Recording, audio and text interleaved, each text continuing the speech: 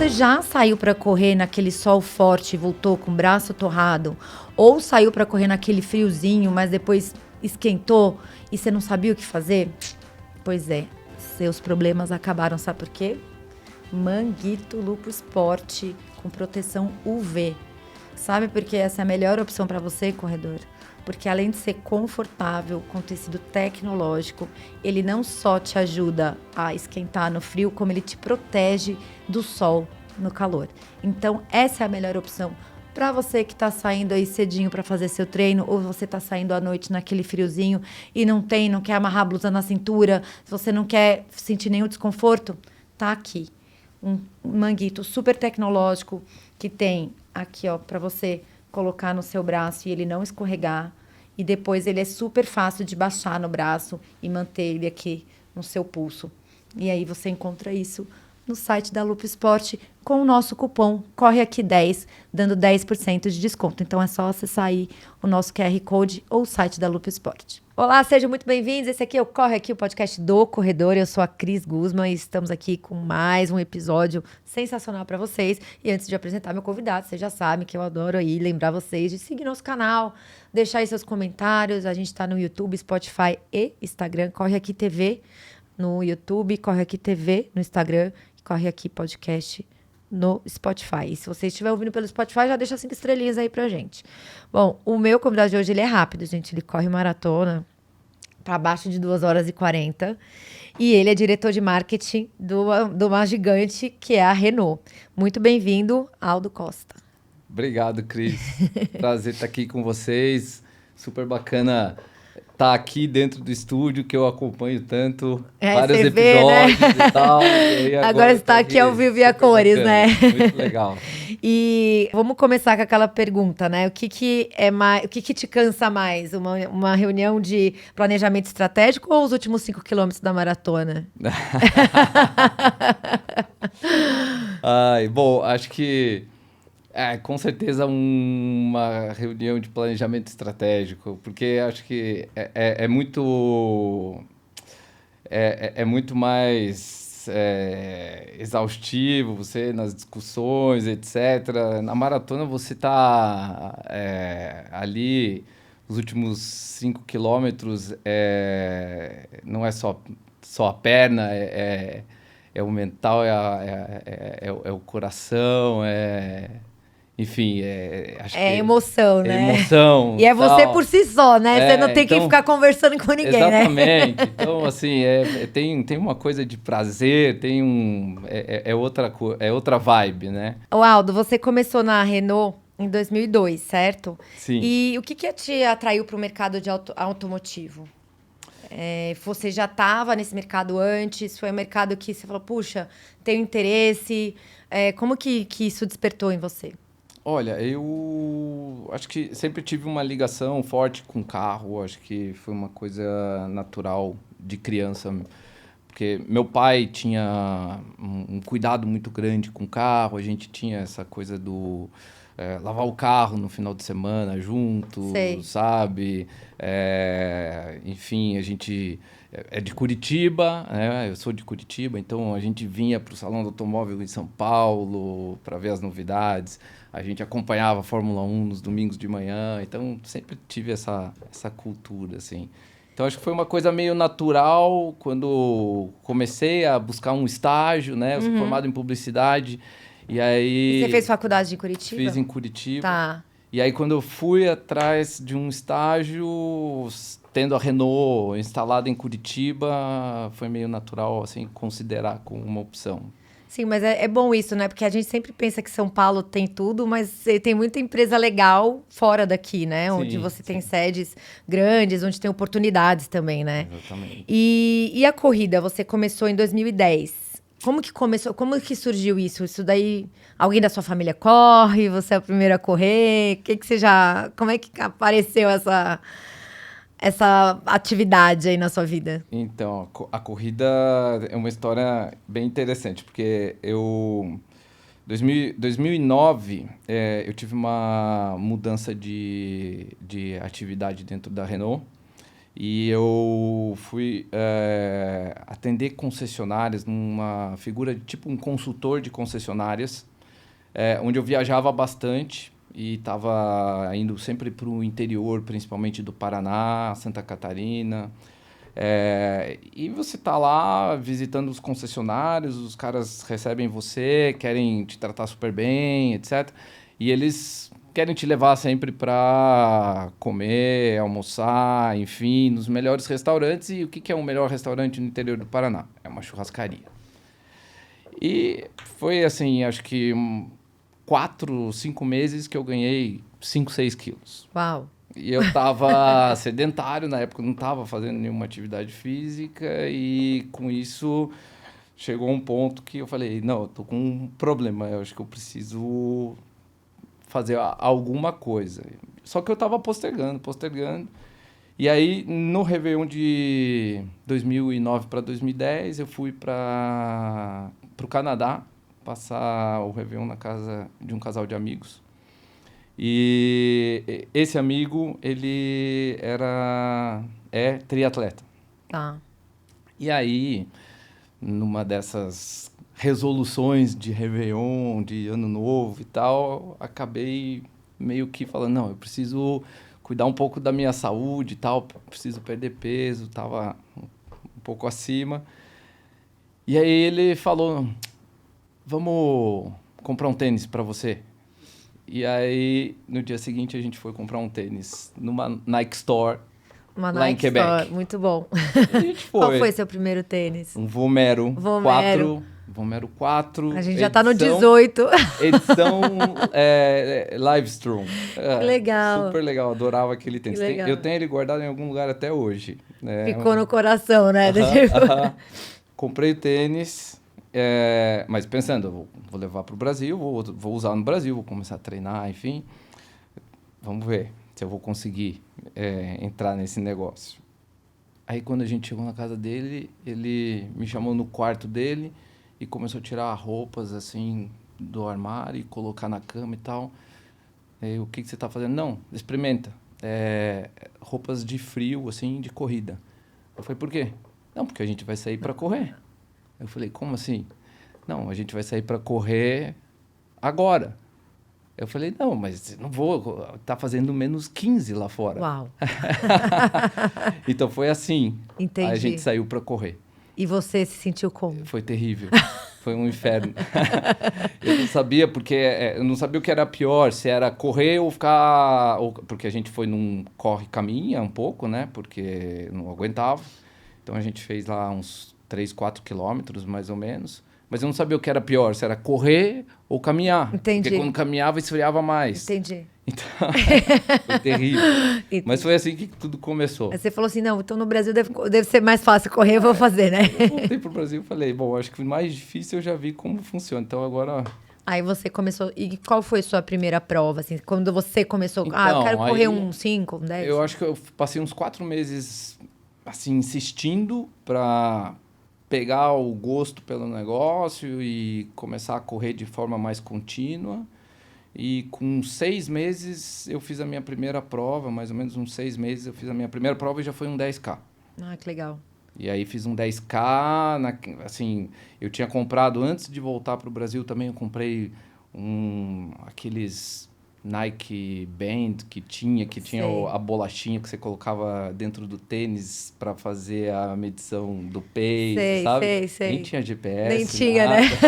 Era com aquilo que eu corria. Que legal. E foi assim, aí eu fiz um 10K pela primeira vez 6 meses depois. Mas a corrida é insistência, né, Aldo? Porque se você, na primeira vez que você saiu, se você tá buscando conforto nos primeiros, não vai ter, né? Aliás, você não vai ter no conforto quase nunca, né? Mas a ideia é que não seja confortável mesmo, né? Não dá. É se acostumar com o desconforto, Não dá né? para romantizar, não. Não. E, Aldo, a Renault tá passando por uma grande transformação, né? Que vocês estão chamando de Renolution, é isso? Isso. Uhum. E para o público geral, o que isso significa na prática? É uma transformação de posicionamento da marca, né? A gente, desde 2022, a gente vem fazendo isso globalmente e a gente começou na Europa. A partir do final de 2023, com a chegada do Megane Tech, depois em 2024, principalmente com os produtos nacionais, a gente começou a fazer aqui no Brasil, onde a gente muda o posicionamento da marca de uma marca de carros, na verdade, assim, de uma estratégia de volume, a gente passa para uma estratégia de valor. Então, a ideia é trazer produtos que tragam mais valor agregado para o cliente, com mais tecnologia, com mais design, com uma modernidade, etc. Então, é uma outra proposta e essa transformação aqui no Brasil começou, como eu falei, no final de 2023. No ano passado, a gente fez um lançamento importante, foi o Kardian. O Kardian é um carro que joga num segmento de carros compactos, né? E é um segmento que a gente já tinha uma legitimidade, então era um território conhecido. Mas agora, esse ano, a gente está trazendo um carro já num segmento mais alto do mercado, que é o Boreal. Ele chega agora no final do ano, no último trimestre. E aí sim a gente coloca a marca num outro patamar. Então, é realmente uma mudança estratégica bem grande. Sim, você falou sobre o carro se tornar uma plataforma de mídia. Isso soa muito, assim, né, inovador. Uhum. Como que o marketing da Renault está se preparando para essa realidade? Assim, a gente entende que está todo mundo buscando ser diferente, né? E, ao mesmo tempo, se comunicar com muita gente que está sendo bombardeado com muita informação. E como que a Renault, você aí como diretor de marketing, enxerga isso? Na verdade, acho que as inovações tecnológicas que chegam no carro, a gente pode fazer até um deparo um pouco para o que aconteceu, né, com os celulares. Uhum. É claro, é uma escala diferente, é uma velocidade diferente e também tem formatos diferentes, mas a conectividade que a gente começa a ter, a eletrificação, e até mesmo a forma de interação com o produto, com o automóvel, vai nos levar a um tipo de consumo diferente do produto em si. Então, quando a gente olha a prospectiva de mercado, prospectiva de comportamento do consumidor, é claro que tem diferenças entre mercados. Um mercado mais desenvolvido, mais maduro, e mercados mais emergentes como o nosso, tem comportamentos diferentes e vão levar mais tempo para chegar lá do que outros, como a Europa, por exemplo. Mas, falando, por exemplo, de um mercado bem desenvolvido e mais maduro, onde você tem infraestrutura, você vai ter situações em que um carro vai ter um nível de autonomia de condução e as pessoas vão utilizar esse carro com a possibilidade de consumir conteúdo através do multimídia, com, enfim, obviamente, uma mídia ali acontecendo de maneira contínua, como você tem no seu celular ou numa televisão conectada. Então, o carro vai ter N possibilidades de interação muito além do que simplesmente a mobilidade de um ponto A para o ponto B. Né? Assim, foi o que você falou, assim, na comparação com o celular, o celular, a gente faz tudo menos ligar hoje, né? Exatamente. E o mercado de elétricos, que a gente, por exemplo, acabei de voltar de viagem, você vê lá nos Estados Unidos, né? Você vê muito. A gente vê muito menos aqui. Você acha que tem um receio do brasileiro, a falta de acesso, porque também a gente sabe que... Ou ainda falta infraestrutura para isso, porque a gente também vê que os carros puramente elétricos não têm autonomia, porque aqui o Brasil é tudo muito mais distante, e aí você não tem como abastecer isso, enfim. Ou, sei lá, o brasileiro ainda é muito apegado ao combustível padrão de combustão. Não, certamente tem uma questão de infraestrutura, tem uma questão de tecnologia que ainda vai evoluir bastante no mundo inteiro, mas você tem uma dispersão bastante grande ainda no mundo em relação à adesão do carro elétrico, né? Você tem aqui, para nós, o carro elétrico representa 2% das vendas, mais ou menos, a grosso modo. Se você pegar mercados como o europeu, ele já está em torno de 10%. Mas você tem alguns lugares, por exemplo, na Europa, que chega a 80%. Entendi. E considerando a nossa realidade, tem uma questão muito dura que é a infraestrutura, sem dúvida, né? Mas mesmo com infraestrutura, a tecnologia e a questão da autonomia ainda é um bloqueio para o cliente, né? Porque nem sempre você vai ter a possibilidade realmente, por mais que tenha infraestrutura na cidade, de recarregar de maneira simples e rápida, como você faria com uma bomba de combustível ali para continuar a viagem, por exemplo. Então, formas de carregar mais rápida, baterias com maior autonomia, tudo isso também precisa evoluir para que o cliente comece a aderir de maneira mais fácil a esse tipo de condução. Mas, sinceramente, eu acho que é um caminho sem volta. Ele talvez demore mais para chegar. Acho que, e, obviamente, cada mercado vai ter um comportamento, mas é uma solução, para mim, indiscutível, porque você tem, primeiro, a questão, obviamente, ambiental, ecológica, enfim, pelas emissões, mas você tem também uma prestação para o cliente, para o condutor, que é incrível. O carro elétrico ele tem uma resposta dinâmica muito diferente de aceleração.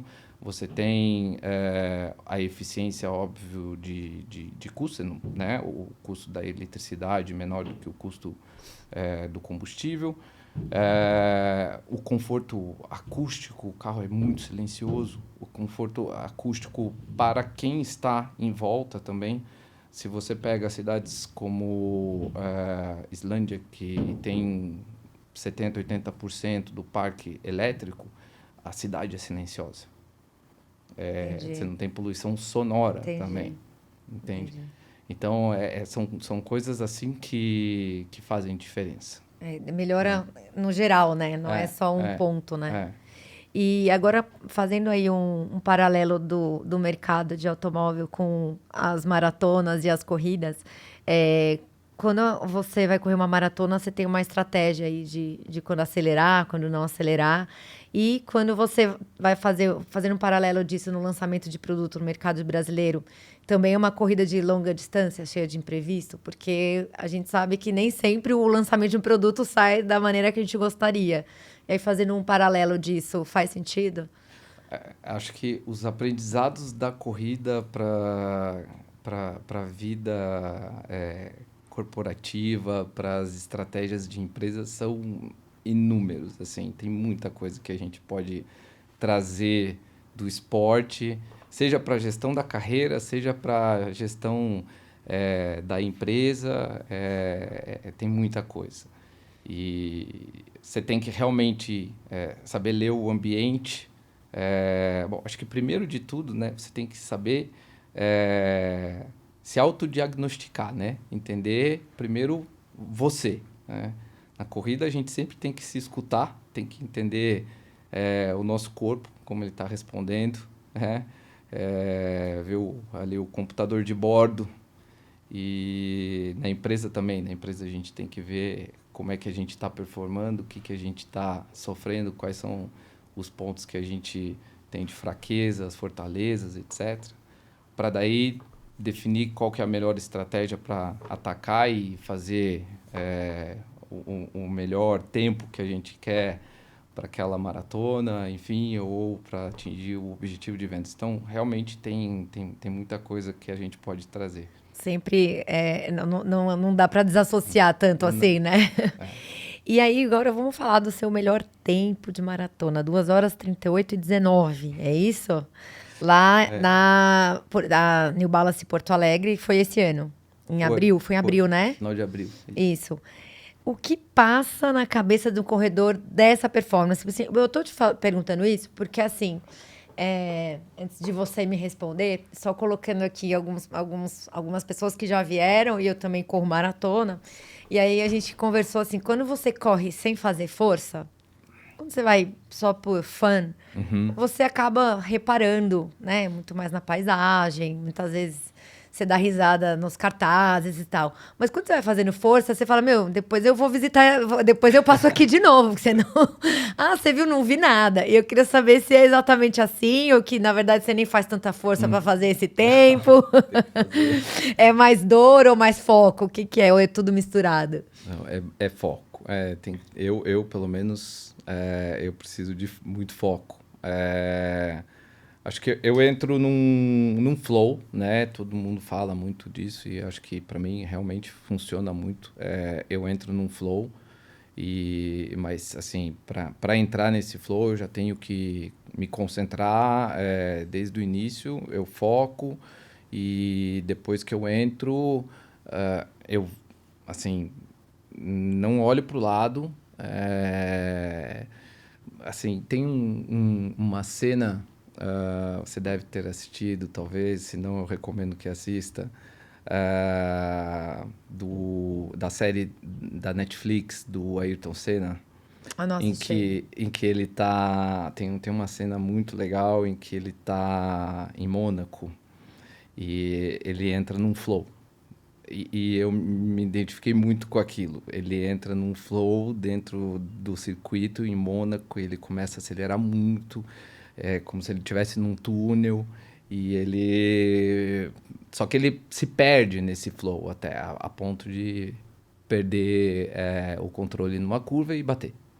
Ele não precisava, ele acelera demais e ele não precisava daquilo, ele já estava com a prova ganha.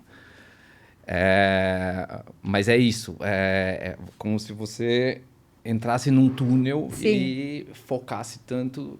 Só que, obviamente, chega um momento em que a dor, o cansaço, a fadiga, ela começa a transbordar e aí ela briga com essa concentração, com esse foco. E aí você começa a entrar nessa luta mental depois dos 30, normalmente, né? Enfim... E aí você tem que achar formas de tentar conseguir prolongar isso o máximo possível. Mas e tem alguma... Você usa alguma tática, algum mantra, alguma coisa assim? Uma vez me perguntaram, o que você pensa lá pelo 35? Eu tenho uma coisa, assim, quando eu vejo a galera caindo de câimbra, que você não chega a ver essa galera, que você já acabou a prova. Eu não, eu chego a ver, entendeu? Eu tento me blindar, porque você sabe que o ambiente, ele influencia, né? Então é aquela coisa, você vê alguém começar a andar, é muito ruim pra quem tá ali fazendo força ou tentando não fazer aquilo, né? Sim. E aí, então, quando eu vejo alguém com cãibra, eu meio que blindo a minha visão, assim, e fico pensando nos treinos que eu fiz, né? Eu penso em outra coisa pra não cair naquele golpe ali. E aí você pensa em alguma coisa? Você tem algum mantra assim do tipo, falta só mais tanto, faz conta, não sei, alguma coisa assim? A conta é sempre uma solução interessante.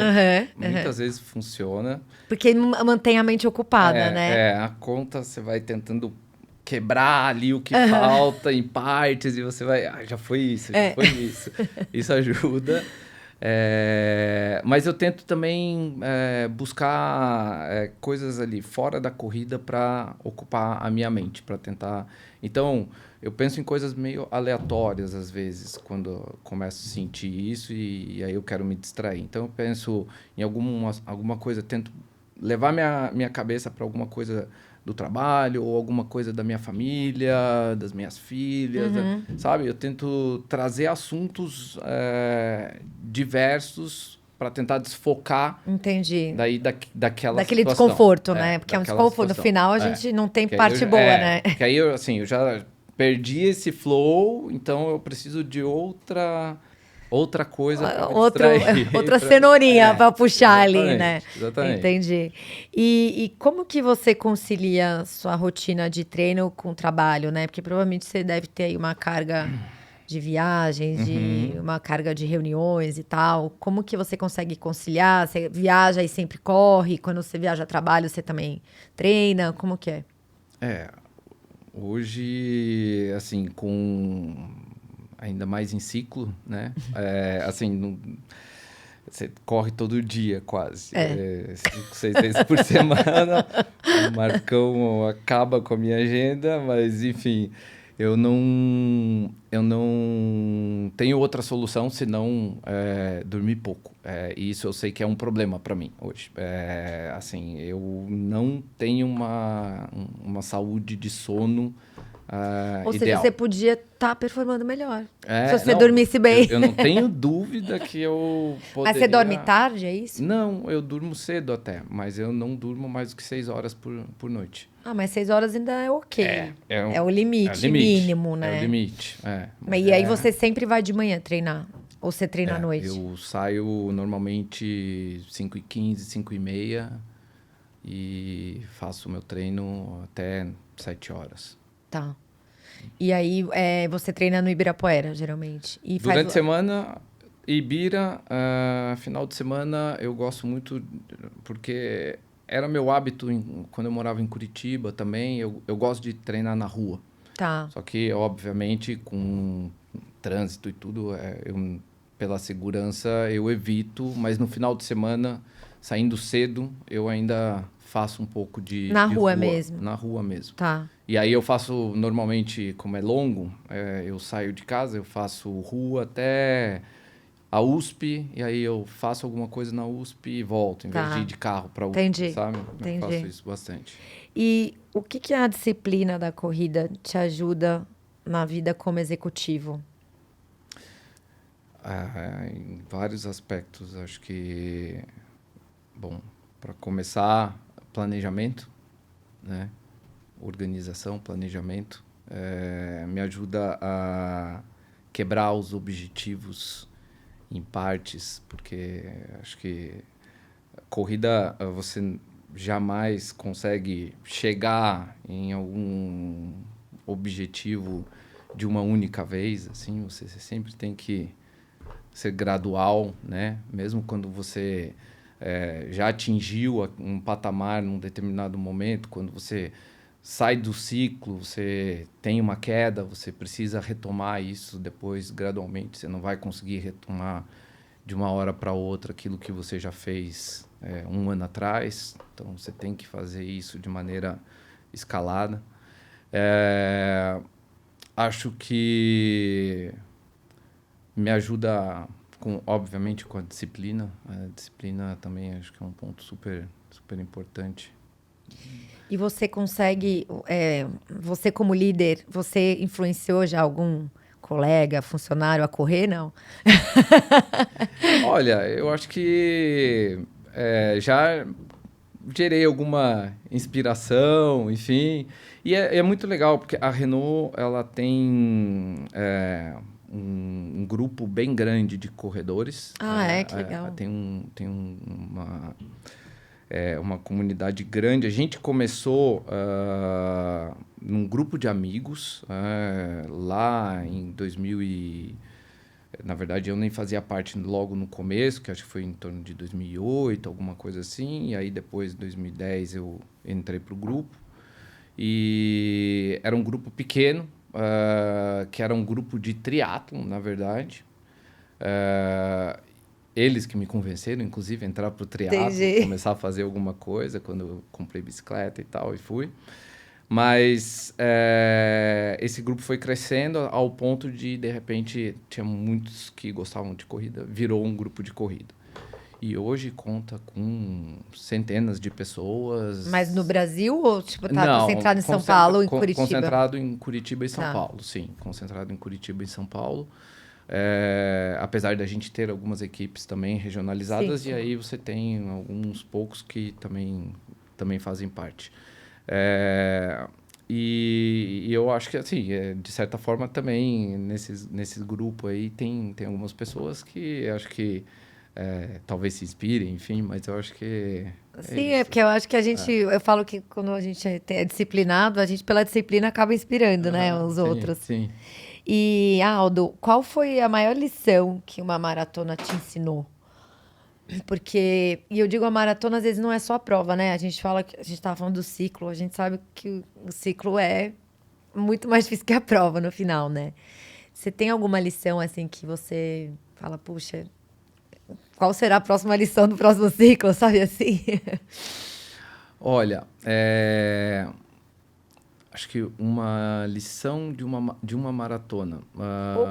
Ou de alguma corrida, não sei, de repente pode não ser de uma maratona, é que a maratona geralmente vem carregada de coisas, né? Uma maratona ensina muita coisa. É. Né? Não, mas eu acho que tem uma prova que me marcou bastante. Foi a segunda maratona que eu fiz em Curitiba. Curitiba eu fiz 3 vezes. E falam que é super desafiadora essa Ela é maratona. dura, ela tem uma altimetria boa, assim, ela acho que chega a quase 300 metros de altimetria, mais ou menos. E o problema é que ela traz uma altimetria maior no final, principalmente, sabe? Tá. Então, ela é chatinha, assim. Sei. Mas é a minha casa, então, assim, sabe? Eu Valorizando gosto. a casa, né? Exatamente. Foi minha primeira maratona, então... E eu, quando fiz a segunda vez, eu fiz pensando em buscar um sub-3, meu primeiro sub-3. Tá. E eu fiz em 3 horas e 2. Ai. Na trave. E eu fiz, e foi uma prova que meu pai ainda estava vivo, ele acompanhou a prova em alguns momentos Sei. e tal, sabe? Foi super legal, para mim foi super importante, mas ela foi uma prova que eu errei na estratégia, eu acabei largando muito forte, né? Padrão, vai. Um clássico. É, um clássico. Né? E eu acho que eu subestimei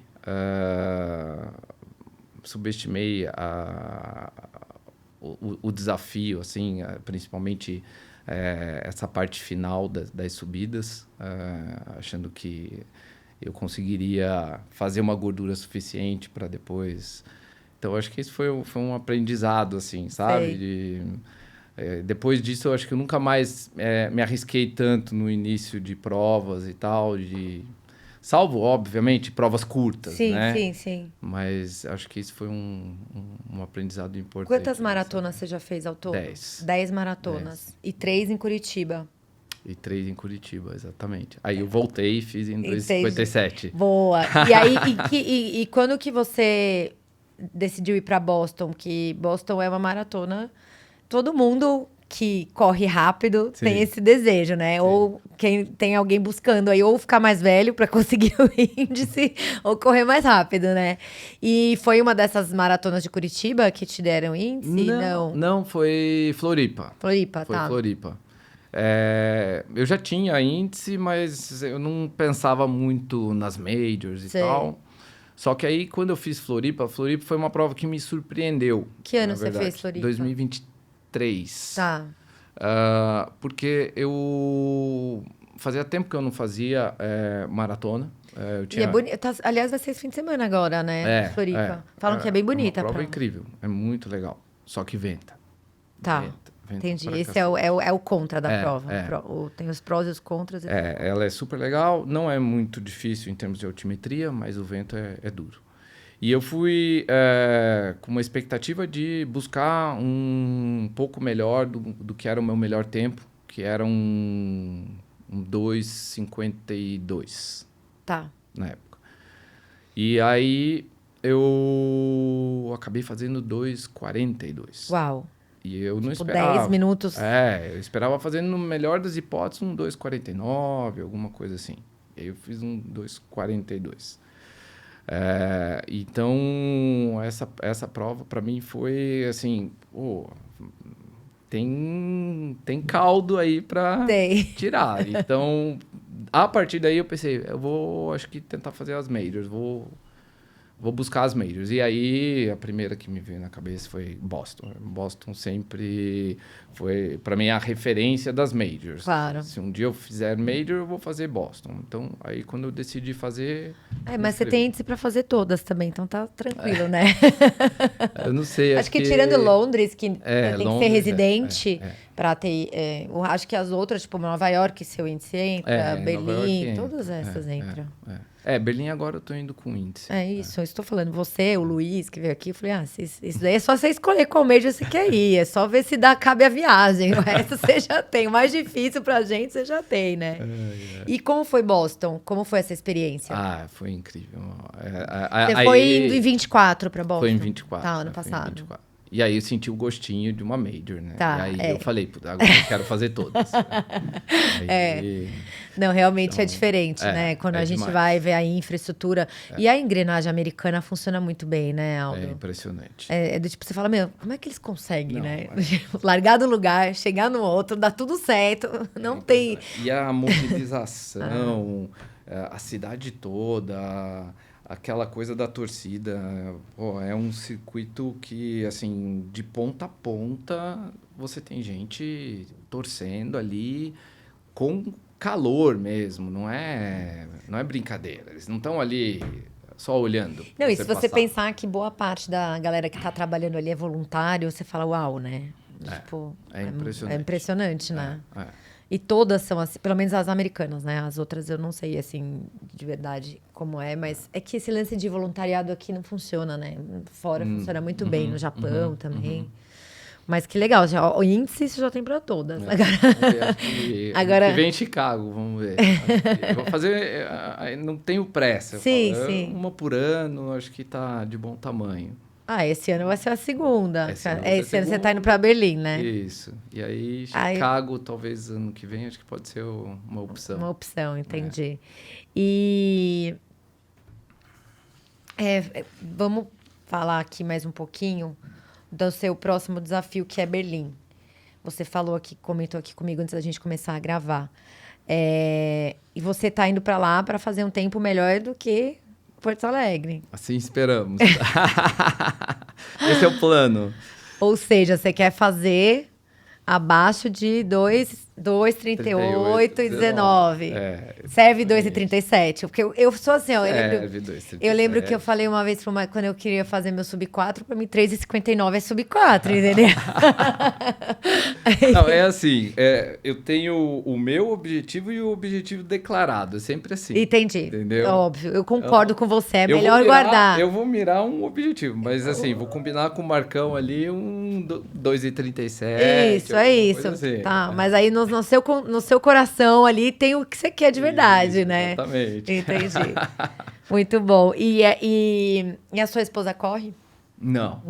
Ela vai lá só pra te dar coca no 35. Eu tentei puxar ela e tal. Ela fez comigo 2 vezes a São Silvestre. Ah, que legal. Ela fez, ela odiou.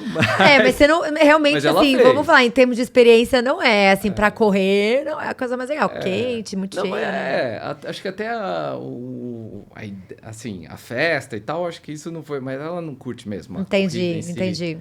Mas ela vai na Checkout Run comigo agora em Berlim, lá, 5K. Sei. Então, assim, ela tenta participar e tal, e ela é super supportive, ela super vai para torcer e tal. Quando a gente tá com as crianças, ela vai junto com as pequenas também. Eu falo que, assim, se a pessoa que tá com corredor ou corredora não for corredor e corredora, ou ela tem que ser assim, ou senão ela sofre muito, porque a gente fala só disso, né, Aldo? Eu falo, imagina ela com a turma lá da MPR. Vai conversar com quem tá lá esperando os outros também, né? Porque eu acho que vai bastante gente da MPR esse ano, né? Vai mais de... acho que vai. Não lembro, o Marcão me falou, mas não lembro direito. Mas é bastante gente. Berlim e você comentou comigo aqui, antes da gente começar, que você começou a correr sem apoio nenhum, sem assessoria nenhuma, que daí você pegava uma planilha ali. E como que foi essa... Que horas você sentiu assim, nossa, eu preciso de alguém me ajudando para eu correr melhor? Na verdade, assim, quando eu comecei a correr, logo que eu comecei, então até 10 quilômetros e tal, eu não pegava planilha. Depois que eu comecei a aumentar volume, na verdade, assim, eu fiquei muito tempo correndo, muito tempo não, quase um ano correndo 10 quilômetros. E aí, lá em 2010, na São Silvestre de 2010, tava eu lá na praia, e aí tava assistindo a São Silvestre, Marilson ganhou. Aquele dia eu falei, não, eu vou correr uma São Silvestre. Eu saí de casa, botei o tênis, saí de casa e corri 15K. E aí, pela primeira vez na vida, eu tinha corrido mais de 10 quilômetros. E aí, quando eu voltei, eu falei, eu acho que eu quero correr um dia uma maratona. E aí eu comecei a buscar uma ajuda e aí fui atrás de um professor e tal e comecei a pegar planilha. E aí fiquei um tempo com planilha lá em Curitiba, porque daí eu fiz uma preparação para a maratona de Curitiba em 2011. Foi a minha primeira maratona. E aí depois que eu fiz a maratona, parei de pegar planilha e fiquei nessa maratona, por conta própria durante muito tempo. Nessa primeira maratona você já fez um tempo 3:22. Foi a minha primeira maratona. Muito bom. Foi muito 3:22. E aí deixei de pegar planilha e fiquei por conta própria. Eu pegava as planilhas que eu tinha, fazia um bem bolado e olhava em revista, às vezes, alguma referência e fazia alguma... Enfim, inventava coisas... certamente muita besteira eu fazia, mas enfim, não recomendo. Não recomendo. Tem muito profissional bom por aí que pode ajudar, né? Exatamente, não faça isso em casa. E depois de muito tempo, aí eu comecei a pegar a planilha com essa assessoria que trabalha pro grupo de corridas da Renault. Da Renault, tá. E aí... acabei depois entrando na MPR e aí tem o Marcão. Aí veio o Marcos Paulo. Para variar, tô falando de você, viu, Marcos Paulo? De novo, falando de você. E você, e meia maratona, você não gosta de fazer ou você coloca eventualmente? Olha, eu faço mais como preparação de meio de ciclo, assim. Nunca treinei com objetivo. Tá. Então, fiz agora a SP City para 1:16:59, assim, foi o meu melhor tempo. Uau! Mas eu não treino com foco. Nossa, você viu o recorde lá de Buenos Aires, 58? Meu Deus, surreal, né? Impressionante. É surreal o que esses caras fazem. Muito. Mas eu tenho vontade de um dia, sabe, deixar um pouco de lado a maratona e focar bem nas meias. Acho que pode ser a legal. meia é uma distância boa, não machuca. Na hora que a gente tá cansando, acaba, né? É que a maratona, por mais que a gente goste, porque eu acho que eu gosto muito do processo, tudo, machuca, né? A gente se cansa, né?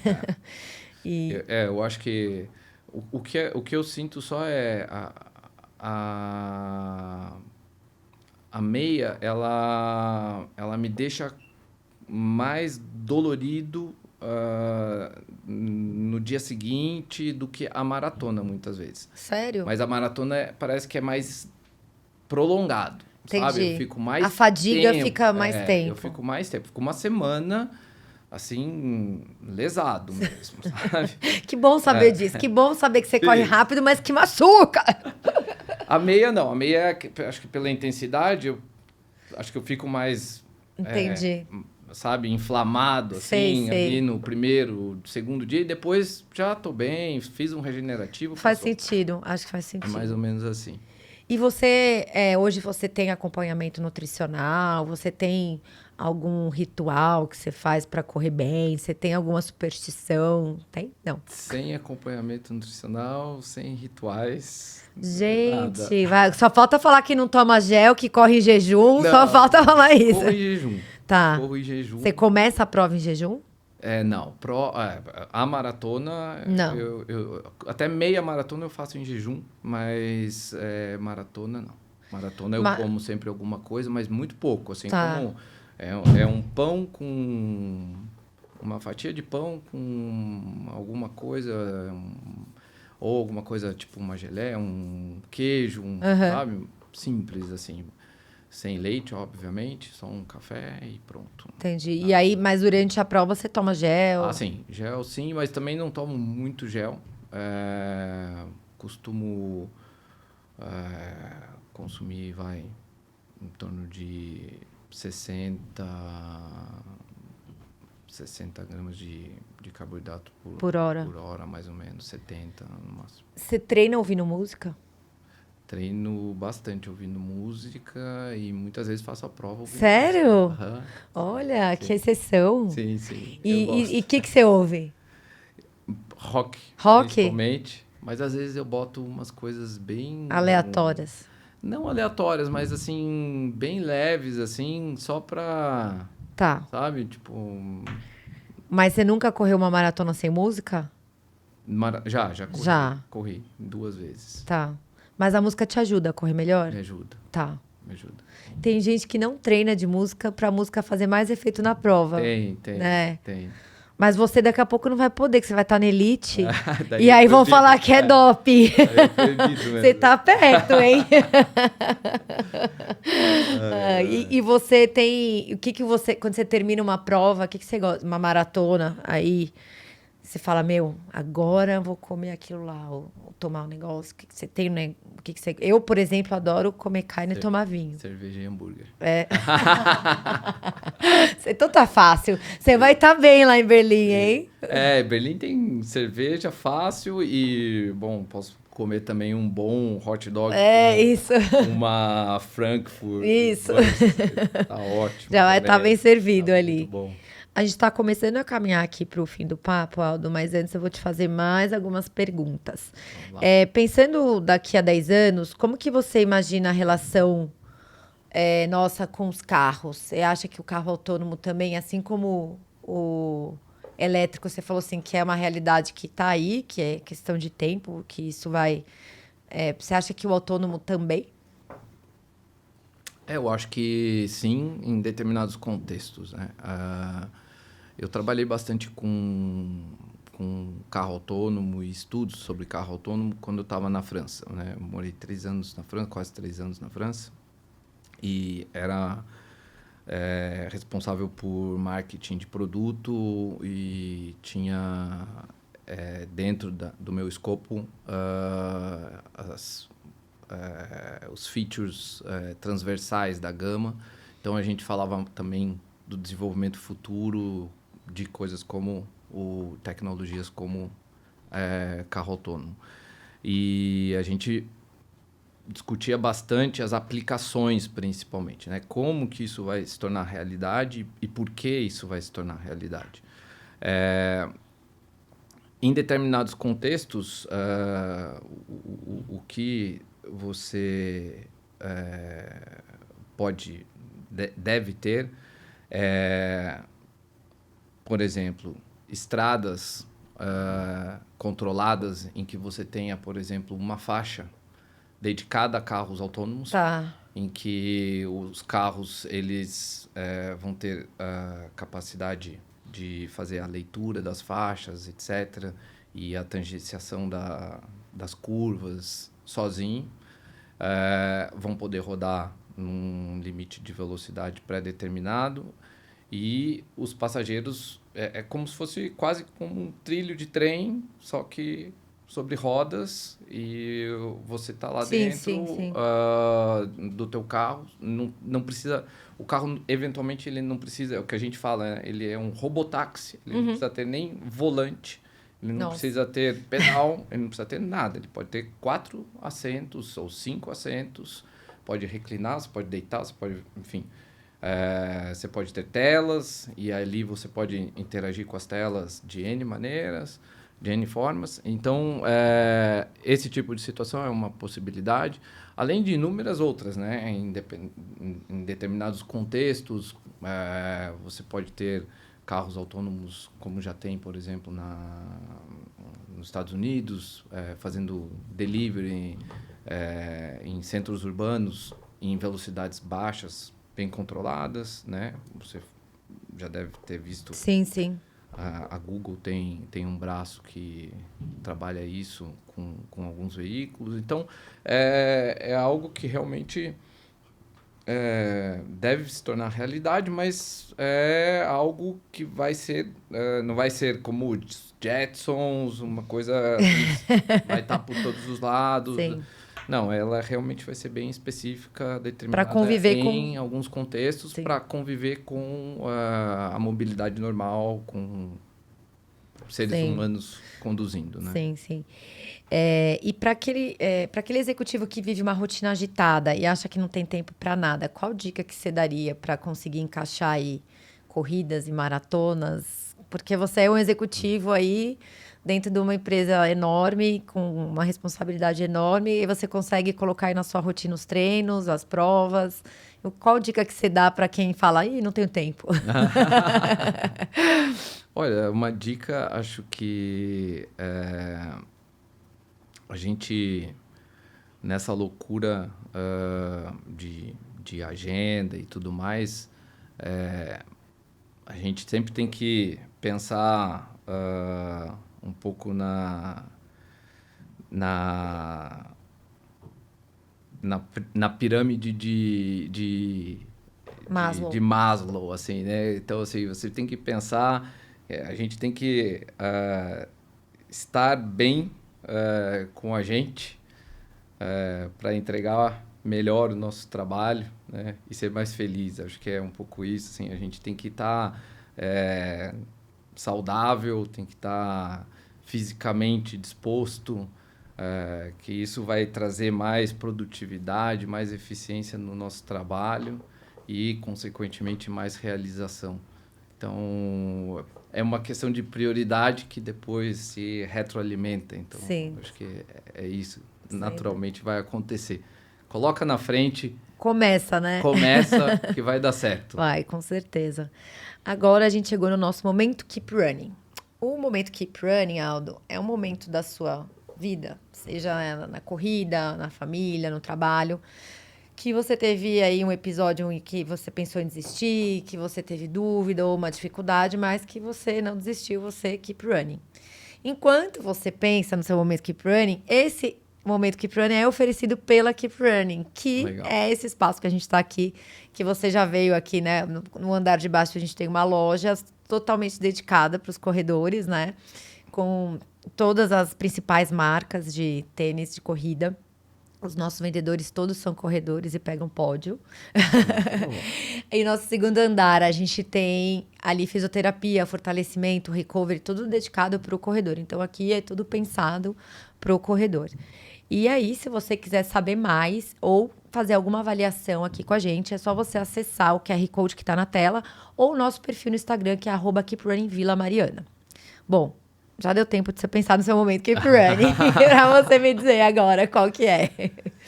Olha, o momento Keep Running. Tem alguns, mas acho que um que foi mais recente, eu, entre 21 e 22, eu fui passar o Réveillon na Bahia e eu tive chikungunya. Ui. E eu tive chikungunya e a partir dessa chikungunya eu tive o que eles chamam de um sintoma crônico depois. Você fica com uma artrite reumatoide por tempo indeterminado.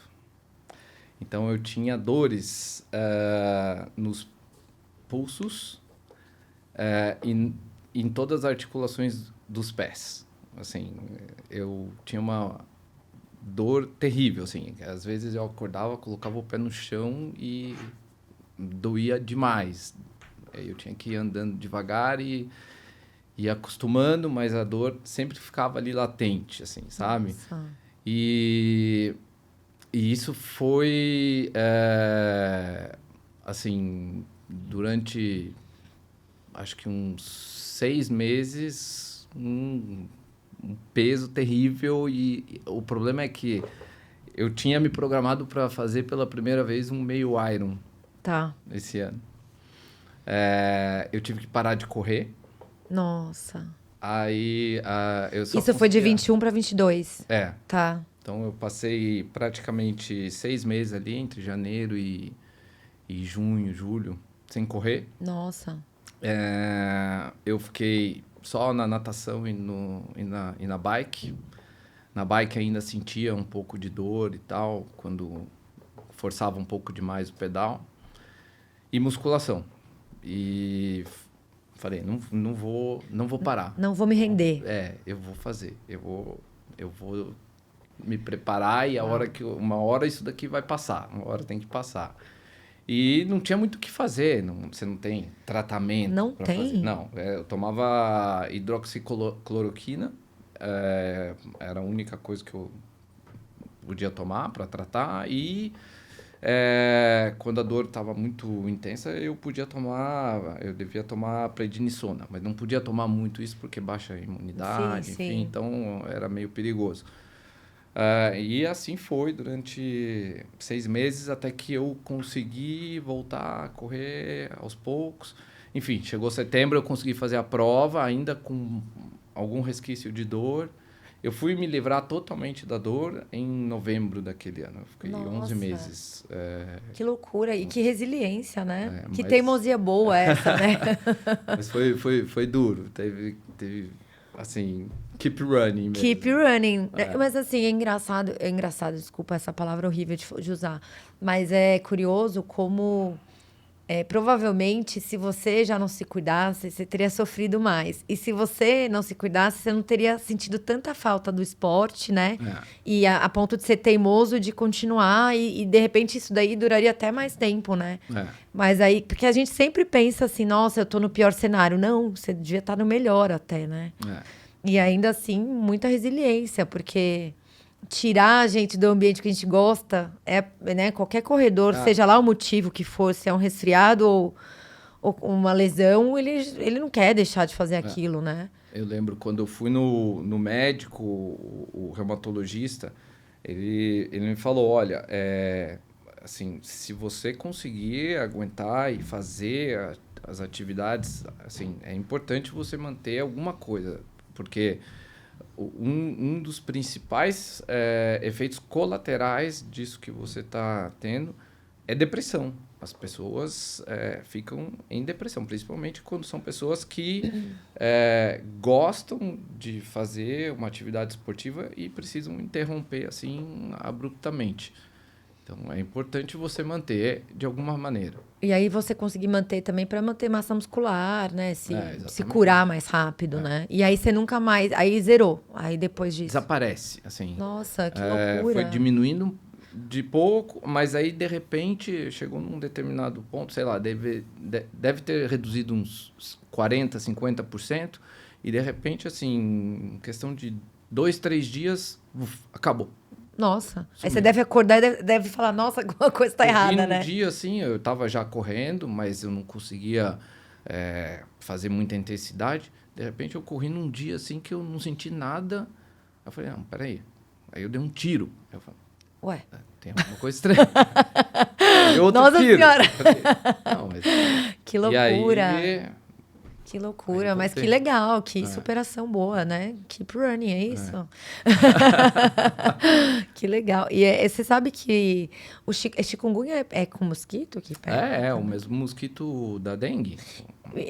Porque eu tava agora na viagem conversando com o australiano, e aí eu tava falando, olha, eu nunca fui pra Austrália, mas os vídeos que a gente vê no TikTok, eu não sei, eu tenho meio medo, porque vocês têm jacaré na porta, zoei ele, né? Umas aranhas grandes, vocês não matam os bichos, vocês dormem com as aranhas, sabe? Dei uma zoada nele, né? E ele falou, não, realmente, tem uns bichos muito perigosos lá, mas é numa parte mais erma, mais deserta da Austrália, não é uma coisa que... E aí essas aranhas grandes, elas não fazem nada, tipo, é bom que elas comem os insetos e tal. E ele quis meio que me provocar, qual é o bicho mais perigoso que tem no Brasil? Eu falei, mosquito. Aí ele ficou quieto, mosquito. Eu falei, ele mata mais do que qualquer outro bicho aqui. Porque é verdade, né? Assim, a minha mãe, ela teve dengue e quase foi de arrasta pra cima, porque... E fora isso, assim, né? Que perde toda a massa. A pouca massa muscular que tem vai embora, né? Se você já não tá bem condicionado, você tem mais dificuldade de sarar. É terrível, é terrível. E aí você foi numa viagem de Réveillon que você... Fui numa viagem de Réveillon, sul da Bahia, tava tendo época de chuvas, Sim, enchente e tal, não sei o quê. É isso. Aí, igual falam que no Amazonas também, né? Porque tem o lance da malária, tudo isso. Falam que no Amazonas o mosquito atravessa a calça jeans. Você tem que tomar mais cuidado ainda. Ah, mas que legal, que bom que foi superado, que já estamos aí prontos para Berlim, né, Aldo? E Aldo, para finalizar agora, qual mensagem que você deixaria para quem busca alta performance, seja na corrida, seja na carreira profissional? Olha, acho que colocar sempre metas, pouco a pouco, tendo uma direção, um norte, né? Você não precisa ter exatamente bem definido aquilo, a grande ambição, aonde você quer chegar, mas bota um norte e aí vai definindo pequenas metas curtas, que é o tangível, para você concretizar e celebrar a conquista. Acho que é importante celebrar também. Você vai colocando cada um dos tijolinhos, às vezes você não sabe o tamanho da parede que você está construindo, mas pelo menos você vai vendo que vai tomando forma. E de repente você afasta e você vê, pô, tá grande. Acho que é uma bela construção. E aí você consegue ver as pequenas vitórias, né? Daí você vai transformar numa grande, né? Dá valor aos pequenos avanços, né? Exatamente. Aldo, adorei nosso papo. Obrigada pela sua disponibilidade. Obrigada. E, assim, desejar super boa prova para você em Berlim. Estaremos na torcida. Obrigado. Para o seu RP. Eu tenho certeza que você vai... Eu falei, daqui a pouco você não vai poder usar música e nem os tênis proibidos, hein? Ai. Vai estar na elite já. E para vocês que ficaram até o final desse papo, não esqueçam de seguir nosso canal, deixar suas mensagens, seus comentários. Aí, se você gostou do episódio, deixa seu like também e segue a gente para não perder nenhum conteúdo desse, tá bom? Valeu, até a próxima. Valeu.